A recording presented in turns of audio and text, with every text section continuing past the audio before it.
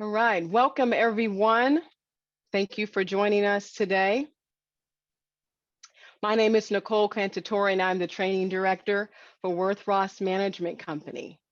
And I would like to welcome you all to our October Master Speaker Series. For those of you that are joining us for the first time, welcome. We are excited to have you. So we design these exclusive events to bring industry-leading experts to center stage, as well as learn best practices, and you can gain some valuable insights. You have an opportunity to ask some questions as well. Our master speakers are carefully selected and are familiar with the specific needs, challenges, and opportunities that association boards and managers are faced with. Before we get too far into discussion though, I do want to let you know that we are recording this session and will make it available to our board members along with the other webinars within the series. We do want to make sure that all our board members have the resources they need in order to lead best in their communities. And that is what leads us to today's Master Speaker Series, the annual checklist, the Association Legal Tune-Up. So with me tonight, we have Clint Brown, equity shareholder with Roberts, Markle, Weinberg, Butler, Haley, also known as RMWBH. That was a mouthful. The topics of today's discussion are learn when to tune up documents, effectively navigate through the governing documents, and understand policies recommended for all HOAs. So the format this evening will be similar to the previous events. Our panelists will present the information with approximately 20 minutes left at the end for Q&A. If you have any questions you'd like the speaker to address, please send them to me via the chat and I'll present them to the panelists after he's done presenting and move into the Q&A. So with that being said, Clint, take it away. Thank you so much, Nicole, and thank you for having me this afternoon. I'm happy to chat a little bit about the law as it applies to condominiums here in the great state of Texas. I'm sorry y'all got to listen to me yap for about 40 minutes, but hopefully it's not too boring and you learn a little bit at the end of the session. So as Nicole mentioned, our goals here today, just kind of discussing what the annual checklist is for community associations, what it is you need to think about year over year or every other year in relation to legislative changes as you're managing your condominium, working with your owners and your management team, as well as committee members. We're also going to be talking about meetings. We're going to discuss board meetings, member meetings, distinctions between the two, special meetings for each type, and some of the noticing requirements for each. We're going to get into a little bit about how to kind of run meetings. So it's chock full of information today, and we really do have a pretty short window. I could put on my attorney hat and speak for hours and hours about all these exciting subjects, but we're going to be keeping it a little bit narrower, excuse me. So again, simple things to remember annually for condominium communities is this checklist. I'm going to be hitting some. Stay informed of case law. So as you know, in the state of Texas, we've got different levels of the court. We've got our district court level, our court of appeals level, and then our Texas Supreme Court. There are county courts and JP or justice of the peace courts as well. But most of the law we see getting made happens at the Court of Appeals level and at the Texas Supreme Court level. So a question arises, how do you stay informed of case law? Make sure you work with your general counsel and Worth Ross as well, your management team. Hopefully they can provide you some free education materials to kind of keep you up to speed on the law changes. We offer that for our clients as well. So hopefully your general counsel can do that. Same thing with legislative changes. As I mentioned earlier, Texas is a little bit distinct from other states in that our legislators meet every other year. It's actually every odd numbered year. And it was originally kind of formed due to the size of Texas and how long it took to get to the great state of Texas's capital, Austin. So they did it every other year rather than every year like a lot of other states do. What that means is that in 2021, we will have a legislative session.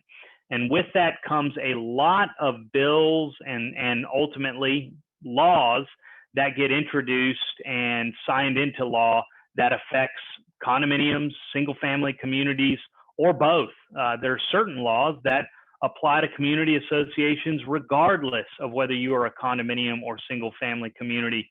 So again, it is important to stay abreast of what's in the hopper, what's coming down the line in terms of bills. We should be getting reared up here in January. We don't really start seeing much until late February and into March. Then everybody's frantic with bills and committee meetings, and basically board members, owners, and attorneys and other experts having to speak in front of those committees regarding the bill, either in support of or against that bill. So again, get with your general counsel, get with Worth Ross.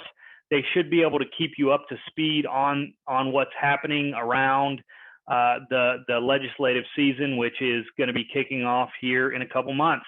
So those are two things that you can do, and it's more of a monitoring type review. So first thing to think about, your registered agent. So POAs are usually nonprofit corporations, almost always. That means they're bound by Chapter 22 of the Texas Business Organizations Code. The first thing you really need to do is open up your certificate of formation, or in other terms, your articles of incorporation, and you go to the Secretary of State or the State Comptroller's website, and you just type in your name and you see whether or not the entity is active. Your management company does a really good job of keeping it all active, but I've got some board members that like to just check every once in a while, make sure we are still licensed and registered to do business here in Texas, because if you are not in active status, that technically means you cannot do business in Texas. What does that mean for community associations and condominiums? It means you technically cannot enter into contracts with contractors. You may not be able to collect your assessments from owners. The good news is that if you go inactive, it's fairly easy to get it reactivated. It is not an onerous process. And the minute you get reactivated, that activation applies backwards. So it applies retroactively. So that means that if you may have entered into a contract without authority, as long as you get that active status reinstated, you are good to go. So it applies retroactively. It is as if the inactive status never occurred. So just make sure it's current. Again, if y'all have been with Worth Ross for a number of years, you have no issue whatsoever. If you are new to Worth Ross, one of the first things they will probably be doing is updating that registered agent information and updating a little something called a management certificate, which we'll be discussing here in a minute. And here's that state comptroller's website to check. And again, as Nicole mentioned, this is being recorded, so you should be able to use that link if you're ever curious about the status of your entity. Corporate status, it's all good. Just confirm it. Is the association exempt from franchise tax? If you are not, maybe you want to be. Franchise taxes don't tend to be too much most of the time, but I do have some communities that like that exemption status. Work with Worth Ross and your general counsel. He or she may be able to help to get that status for you if you do not have it. The state comptroller's website to check for registered agents, again, it was on the previous slide. It's here. And then, as I mentioned, that kind of right to transact business in Texas should be active. Management certificate. This is another really important one. So as I mentioned, when Worth Ross first comes on board with a community, one of the first things they'll be doing with their kind of setup process is making sure you've got a good management certificate currently in place. And then they're going to update it because they need to basically provide the new agent information, but a lot of this other stuff's going to stay the same. So we'll go through this list fairly quickly. So it's the name of the condominium, the name of the association. So the name of the condominium could be kind of a short version of the actual legal name. So ABC Condominium Community Inc., you may just call it ABC Condos. So the name of the condominium may be ABC Condos, but the entity name is the longer name that you find in your certificate of formation or your articles of Inc. The location of the condominium, the recording data for the declaration. That is not just the original declaration. It should also include all amendments, supplements, or any kind of annexation documents that may have been filed regarding the declaration. So make sure you've got a good laundry list there. And if you don't, I'm sure Worth Ross is going to either do it internally or work with general counsel to make sure your management cert is up to snuff. Finally, the mailing address of the association or the name and mailing address of the person managing the association or its designated rep. So that's where Worth Ross kind of has to come in and do a change on that management certificate when they first become your management company, because they've got to get everything updated. You were with an old management company, you've got to get it updated for the new management company, and then other information the association considers appropriate. I've got some associations that like to include the recording data for their bylaws and their articles of incorporation or certificate of formation or other rules and regulations. Again, it's not required, but some communities like to do it. The other thing that's kind of important for this management certificate is that it has to be signed by an officer of the association. So it cannot be signed by your manager. Because you're a condominium, it must be signed by an officer. So your president, your vice president, your secretary, or your treasurer. So keep that in mind for your management certificates. What's so important about these things? Why do we need them? So Chapter 82 of the Texas Property Code requires that management certificates be filed and be updated within a certain period of time when you get a new manager on board, because it allows for title companies to contact management for a resale certificate or a certificate of information, basically depending on where you are in the, or excuse me, it's a condominium information statement if you're in more developer control versus owner control. It's two separate things, but both very, very similar in style and the information they provide. So title company requests this information and they look at the management certificate to figure out who the agent is they need to request the information from. So if it is not up to date, what happens? They go to the old management company, who then may or may not forward it to Worth Ross. If they don't forward it to Worth Ross and the title company keeps trying to get contact with the association but fails and has to close without it, well then the association cannot collect any assessments, any fines, late fees, collection issues, any deed restriction enforcement matters. They pretty much all go out the door for the new owner. So make sure you have your management cert updated so that you can get paid upon closing. It's kind of important. But again, y'all are in good hands. They tend to take care of that on the front end because it is so important. Oh, this is a hard one, but you just got to do it.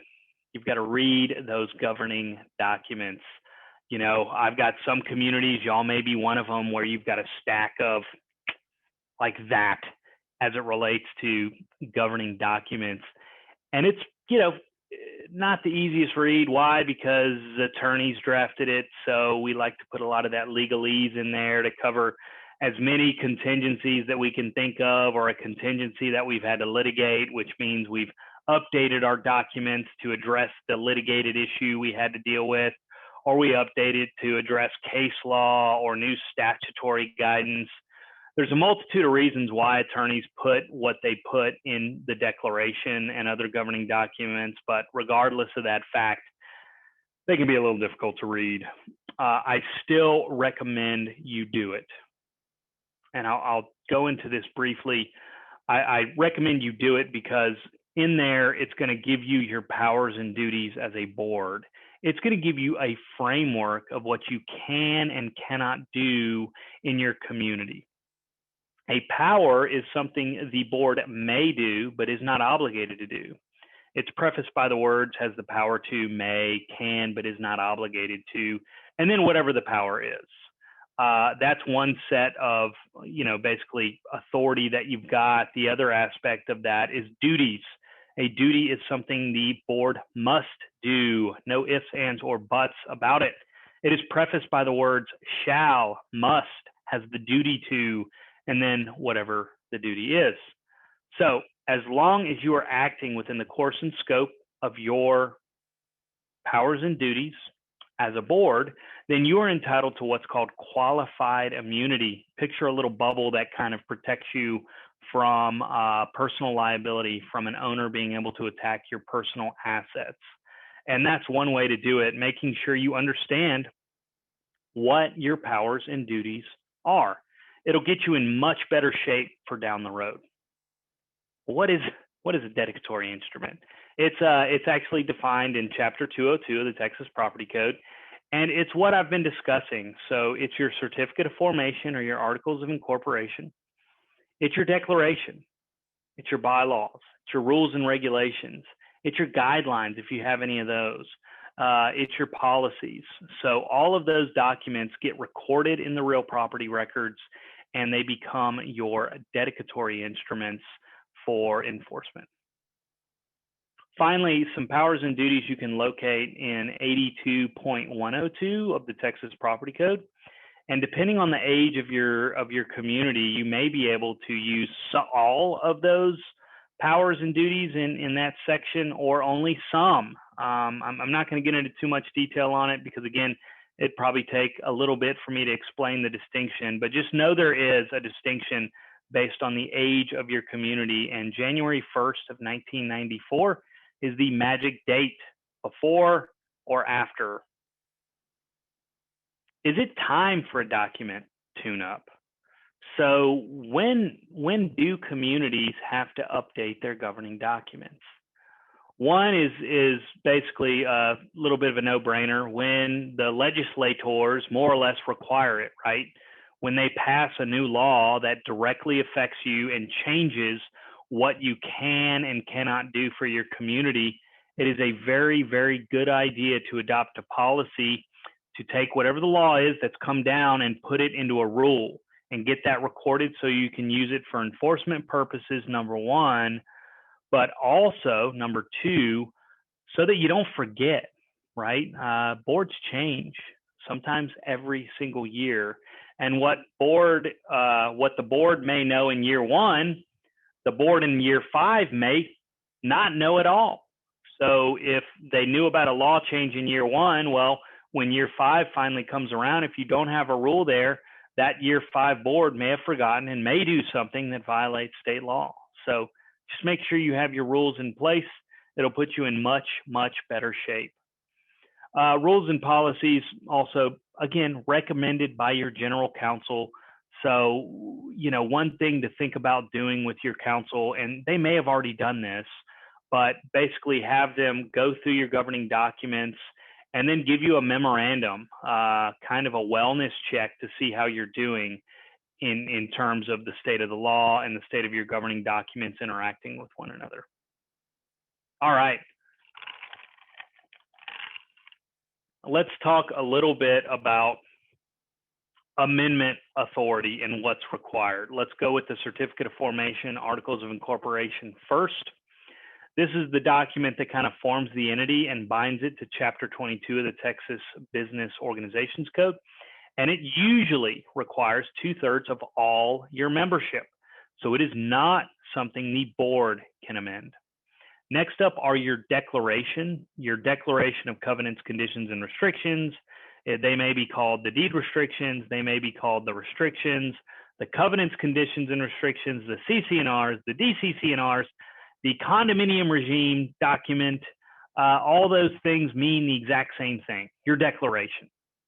And it requires at a minimum 67% of all owners to amend the declaration. Now, here's the caveat.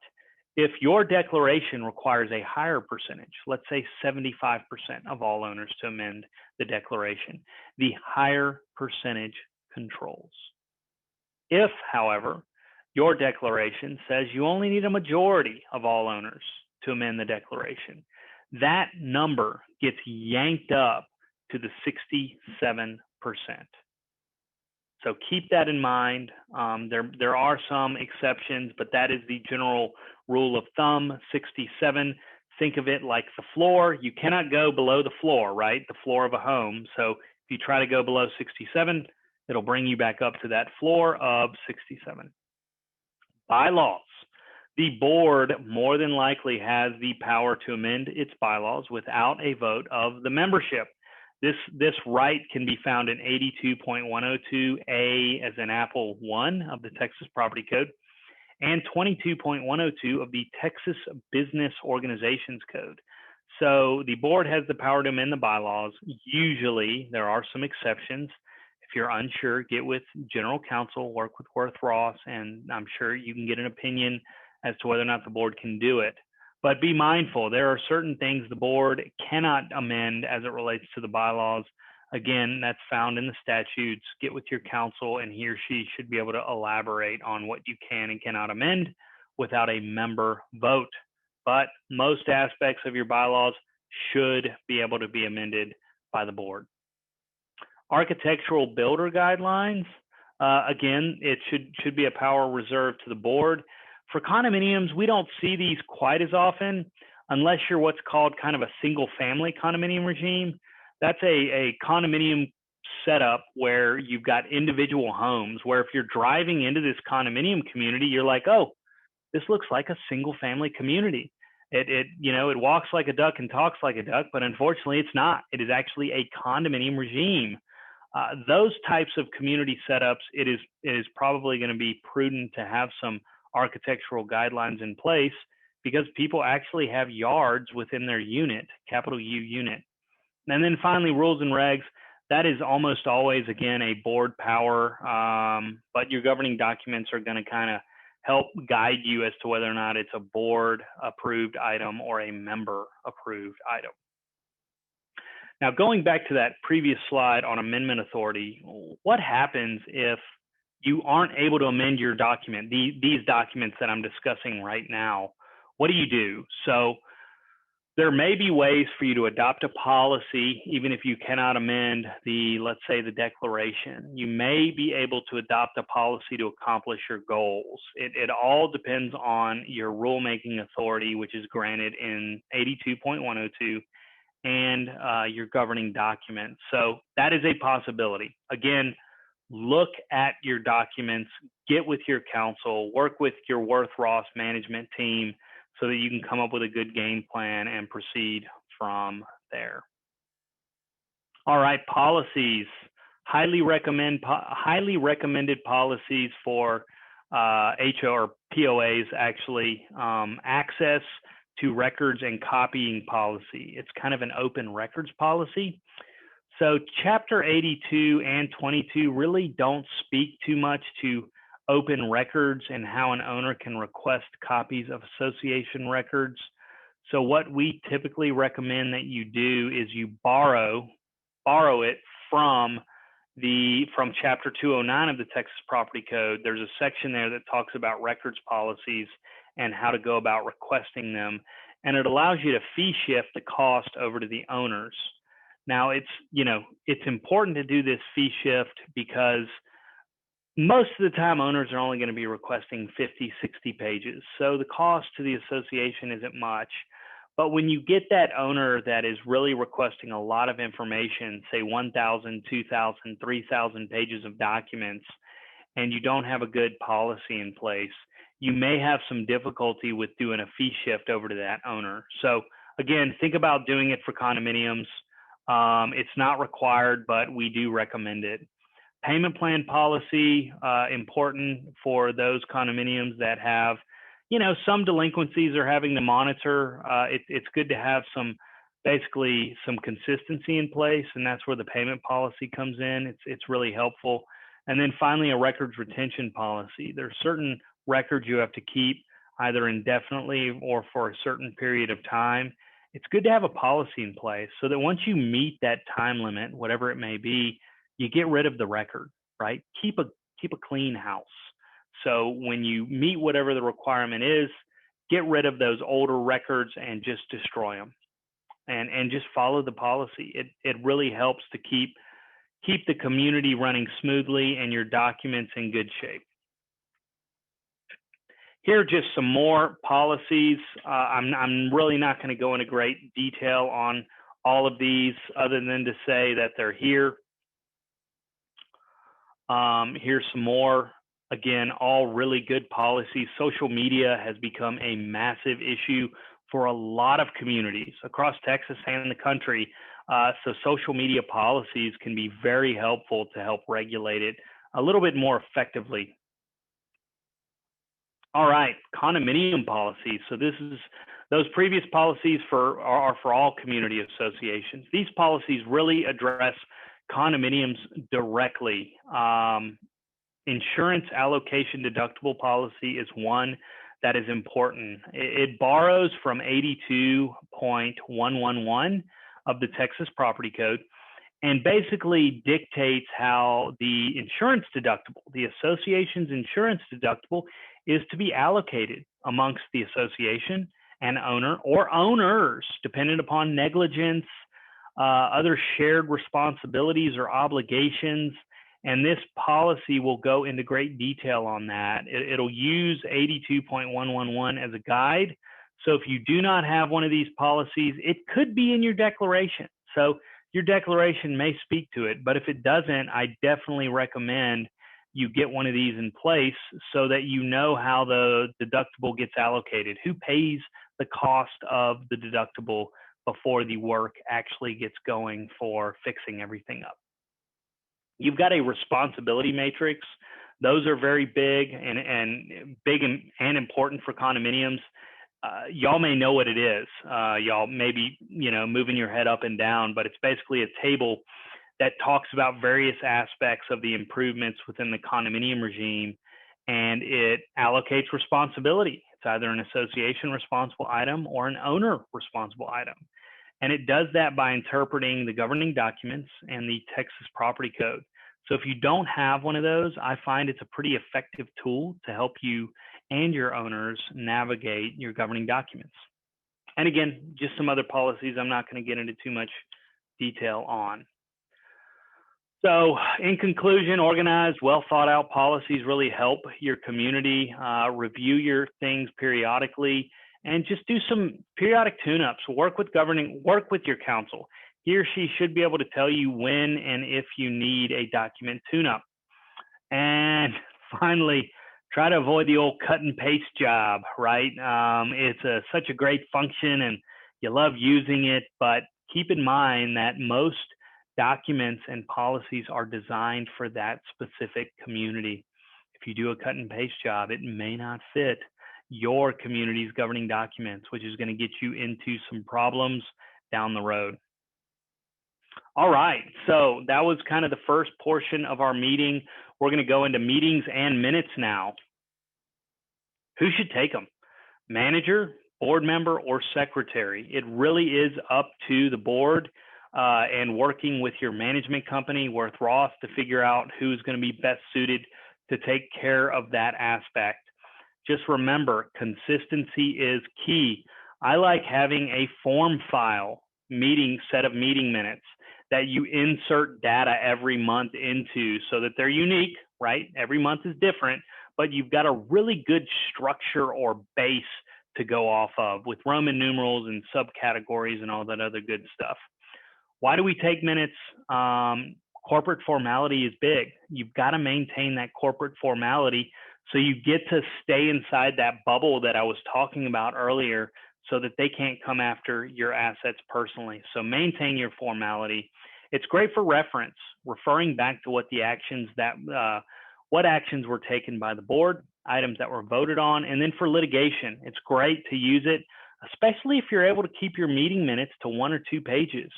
Those 1 or 2 page meeting minutes are great because they are short, sweet, and to the point. They talk about actions that are taken. They don't go into discussions. and how people voted and who voted and why and opinion. It's really all about what happened, what transpired at the meeting. Minutes are not protected by the attorney-client privilege and are discoverable. So attorney-client privilege is basically when your general counsel is working with you and giving advice and opinions on X, Y, and Z. That is typically not subject to disclosure to anybody else but the board and the board's agent, in this case, Worth Ross. So a lot of board members think minutes should be protected as well. They are not. It's, again, a record of what was done at the meeting, not what was said. Don't put your opinion, don't put too much detail, and try to separate your paragraphs for each subject matter and set up that Roman numeral idea. Do not take minutes for executive session. They are, because, again, going back to the previous slide, because minutes are not protected, if you put things in executive session meeting minutes and then have them basically approved at your next meeting, even though you're keeping them secret, we've had some litigation where they're able to get those executive meeting minutes, and we don't want that to occur. So pencils down for executive session. Summarize orally what you're going to do prior to going into executive session. Remember, executive session is not a separate meeting. It is actually within your board meeting. So an executive session is within your board meeting. It is not a separate meeting, so don't do a separate notice for executive session. It happens within that regular board meeting. And again, included in the minutes of your meeting, kind of what you did. And it's very broad stroke summary. You're not supposed to be going into detail. So if you're going to be discussing foreclosing on 5 properties, say we're going to be discussing collection action, including foreclosure of 5 properties. And then when you go into the minutes, we approve foreclosure of 5 properties with a balance over $1,000. That way you are protecting the privacy of the individual owners that are delinquent, but still allowing us to figure out who those owners are that you voted on. General terms, and if you're going to be voting on expenditures during executive session, make sure there's an explanation there. Again, don't breach the privacy of individual owners, violate any privilege, or disclose confidential information. So when you come out of exec, don't start your sentence with, well, our attorney said, ... Try to avoid that, right? Don't take my opinion outside of executive session. Keep it within there and do broad stroke summary. Based on the advice of counsel, we are doing X, Y, and Z. Board meetings, there's no reason to make it up as you go. Read Texas Property Code Chapter 82. It really is a wonderful read, and it will give you some help. 82.108 of the Texas Property Code. Give proper meeting notice. There are actions between meetings you've got to think about, and what to do between meetings. So the board can take actions between meetings except for a laundry list of items that is disclosed in 82.108. But what you have to do at the next board meeting is you need to place that in the meeting minutes. So what you could do is you could have a form, again, your meeting minute form, and one of the Roman numerals says actions between meetings. That action must be unanimous, and it cannot be voting on certain items that are described in 82.108. All right, who's going to be in control? Is it going to be the director? Is it going to be the community manager? Is it going to be the president or another officer? Be sure to set the tone at the front end. Some of your meetings are going to be very smooth and y'all have never had issue, which is great. And that's okay to run a meeting with an open kind of mindset, allowing owners to provide input. Other boards run into meetings that are a little bit more difficult to manage. So the best way to manage it effectively is to set the tone on the front end. Basically start your meeting with, well, you know, we're starting our new 2021 season and fiscal year, and we are setting up a new style for meetings. We are only going to allow for 10 minutes for open forum. Each owner will have 2 minutes to voice their concerns. We may or may not give you a response depending on the question asked. We're going to be following proper decorum. That means after open forum, we will not be taking any questions, comments, or concerns from the owners because we've got a lot of business to get through. If you do have a question, please send an email to our manager at abc@worthross.com, and he or she will be happy to look at it, get it to the board, and we can address it at our next board meeting if we have to. Thank you so much, and let's get started. You've set the tone, you've let them know what they need, what they are to expect, and then you proceed accordingly. And if you're not in control, but things are getting out of control, help the person who is struggling to gain that control back, because things happen and it can be really easy to lose that control. So assist if you need to. It is a judgment call, but you should know when somebody needs a little bit of help. All right, the plan is the agenda. Distribute the agenda. The agenda should be informative. So the board will consider and vote on what, and then state whatever the subject matter is, and try to stay on track. That's important for communities. Owner forum, limit time, allow owners to ask questions and to vent. Listen to them, right? Don't become combative. I know it stinks when they're pointing their finger at you and trying to blame you, and it has nothing to do with you, and you want to get defensive. You want to just go and respond, well, that's not true, you're wrong. Try the listening approach and maybe I'm so sorry you feel that way, and I'm sorry you've had to go through that. I understand your question is X. Is there any new information you want to provide? Okay, well, thank you for your time. We've got your question, and we're going to look into this issue and get back with you.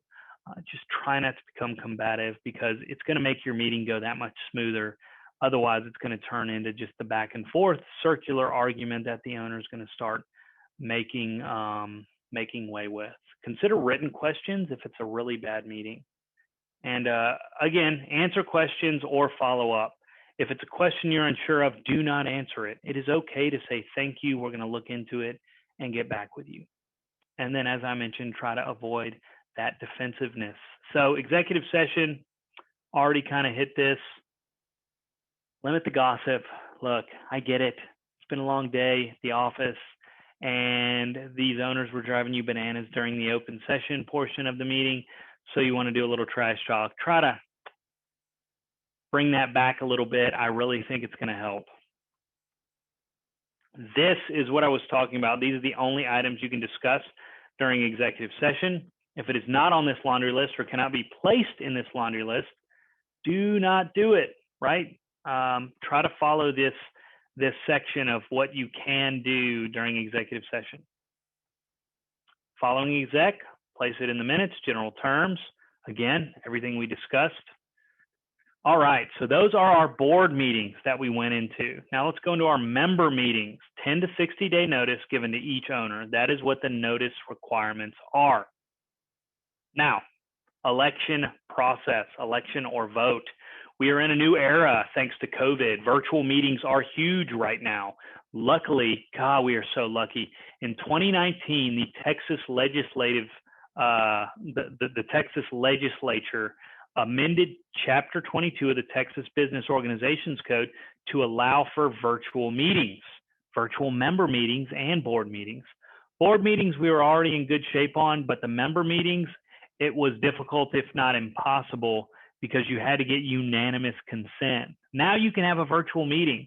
The only thing you have to make sure you've got the authority to do is to allow voting by absentee ballot or electronically. So make sure you are looking at that information. If you're unsure whether or not you've got the authority, again, get with your management team, get with your general counsel. He or she they're going to be able to help. Here are the big reasons for member meetings, and it's basically special meetings that we see most often for these types of issues: turnovers, special assessments, and capital improvements. That's when you see special meetings of members. You really don't see it in any other circumstances. This is when it occurs. All the other member meetings you deal with are your annual member meetings. Contentious, maybe have a pre-meeting meeting, right? Get with your management team. Maybe you have to have counsel present. Come up with a good game plan so that you come in with a great plan of action that you get to implement to kind of reduce the issues and concerns you're going to be dealing with as much as possible. Maybe have law enforcement present if it's going to be really, really contentious. And then again, think about legal counsel. Finally, your exit strategy. What are you going to do if things get out of control? Meetings of the members. Again, special meetings. We've already kind of looked at some of these. And that is it. We've made good time. Now we can go into our Q&A. Nicole, I will turn that back over to you, ma'am. Thank you so much, Clint. Yes, we do have several questions that popped up. The first question is, in the midst of COVID-19, are you seeing any new policies being adopted that all boards should consider for both long-term and short-term benefit of the association? Absolutely. So one thing we're seeing a lot more of with COVID-19 is the fact that there is zero insurance coverage for condominium associations in the event of a COVID-19 lawsuit. So that means if you get sued, COVID-19 is involved in some way, shape, or form, there will be no coverage. Insurance will not cover it. This sounds crazy, but that exclusion has been around for forever for most insurance policies. But we just have never had an epidemic, right? We've never had to deal with something like this. Last epidemic we've had in the United States was the Spanish flu back in 1918. So it's good to have a waiver in place so that when owners use amenities, they understand that they are doing so at their own risk, so that if they get COVID-19, they cannot come after the association. Waivers aren't always effective, but they are a good deterrent. Waivers are important. Have some COVID-19 pool rules or amenity rules. Incorporate what the state law mandates are. And these rules, if you don't already have them, can be worded so that they're active whenever COVID-19 restrictions are active, and then they automatically deactivate when everything gets rolled back, both at a state, county, and city level. So you can design a document that way. So that's it, basically rules and regulations for COVID-19, and then waivers for owners to sign if they want to use the amenities. Those are some of the bigger policies and procedures that we've seen being implemented as a result of COVID-19, Nicole. Excellent. Thank you. Next question. Should a document, and there's parentheses for rules, be updated as a total replacement when the number of amendments becomes unwieldy? Yeah, absolutely. When you start going through these amendments and you're getting into the teens and 20s, it just, my goodness, good luck connecting the dots. So yeah, doing an amendment, cleaning all that up is wonderful. Now, if you do not really have to amend anything substantive, here's an option that a lot of boards utilize, either through themselves or getting counsel involved. But you basically create a governing document that isn't really a governing document. And you convert your original declaration from PDF to Word. You clean up formatting, because formatting is always a mess when you do one of those conversions. And then you just start inserting your amendments in there. And you do a little highlight saying this was done at this amendment, this was done at that amendment. And then you've got one document that can be searchable by the entire community. But at the very top of the document, you say, this document does not control, please refer to the filed dedicatory instruments if you have any questions or concerns. But I find that's helpful. But if you do have a lot of substantive changes you want to do, then yeah, an amendment and restatement can be a wonderful way to do a cleanup. Excellent. Great. Next question. POA, what does this stand for? Does it mean power of attorney? A lot of probate attorneys want POA to mean that, but no, it means Property Owners Association. I'm sorry, I thought I did the definition at the beginning, but I must have missed it. Yeah, so a POA, or Property Owners Association, includes single-family communities, townhome communities, and condominiums. So that term is all-encompassing.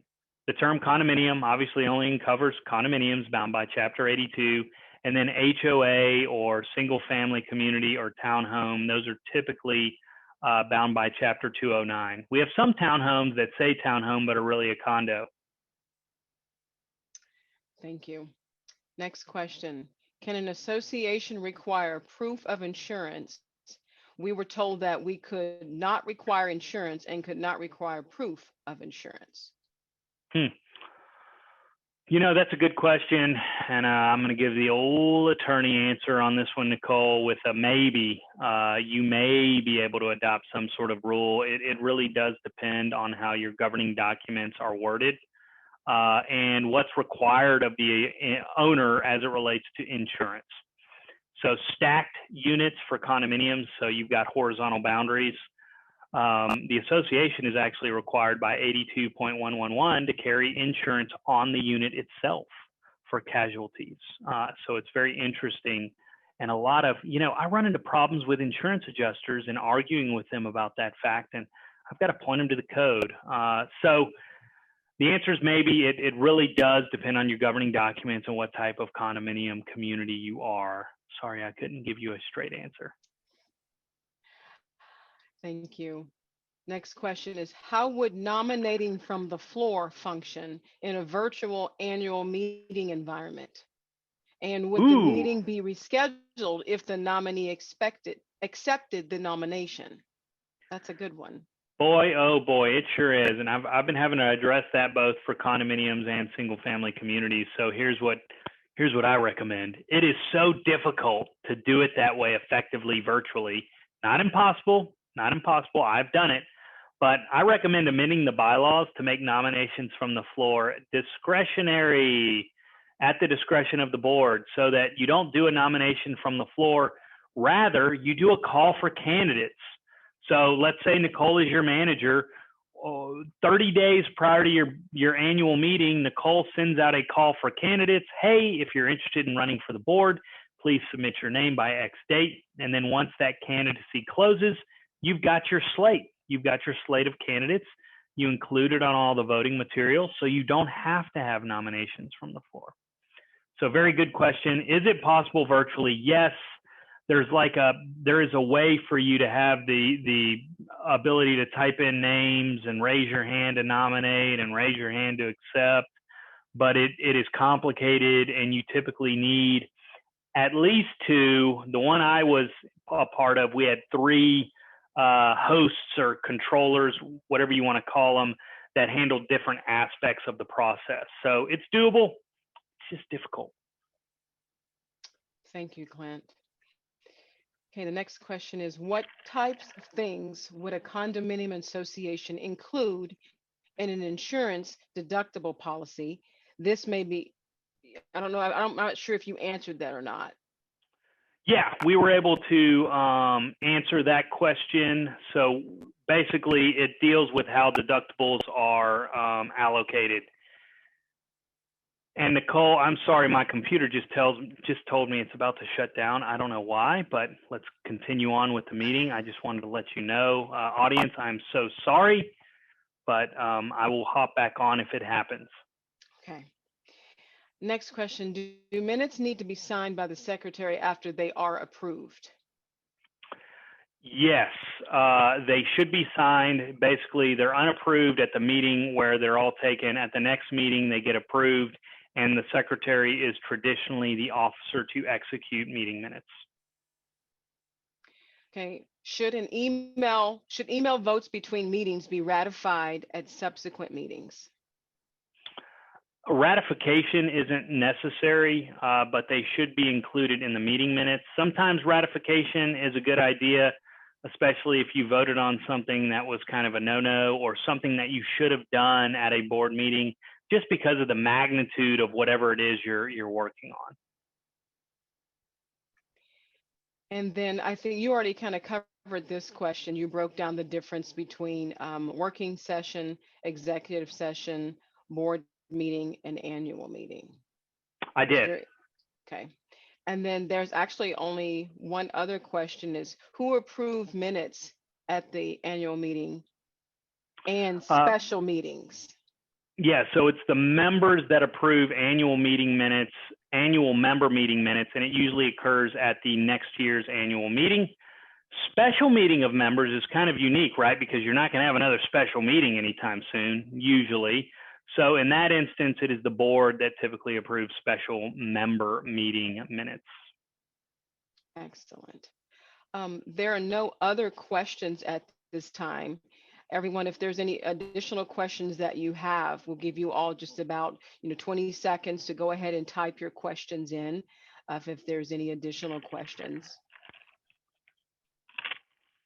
And actually, there is one other question that just popped up.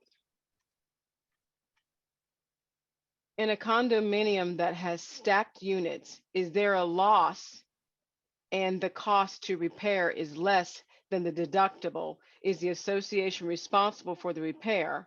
The association is responsible for improvements and betterments of the unit. But yeah, potentially the associate. Yeah, it unfortunately it's really circumstantial. It depends on the circumstance. But it could be an owner responsible item if it's less than the deductible, or it could be something the association needs to do. Okay. I hope that answered that was a multi-tiered. It was.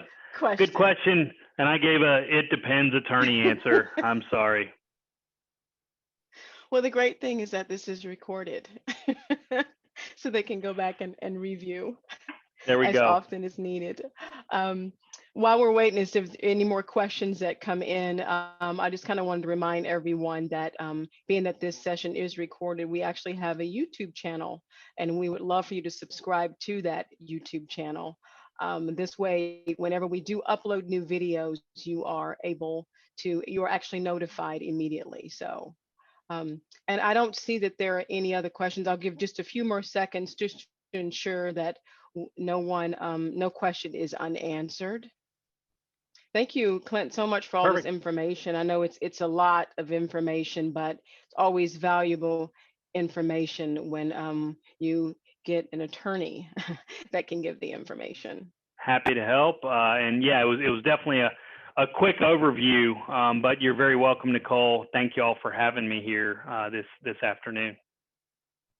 All right, I don't see any other questions. We've had just a few seconds. I'm going to scan one more time just to see if anything else popped up. I don't want to leave any question unanswered. And it looks like there are no other questions. So everyone, again, Clint, thank you so much. And then within the next few days, I will go ahead and I'll send out a link so that you may be able to review this recorded webinar in the future. As well as there will be a survey attached to that link. So in order for us to continue providing these amazing topics, if you all could take a few minutes to fill out that survey, that would be absolutely wonderful.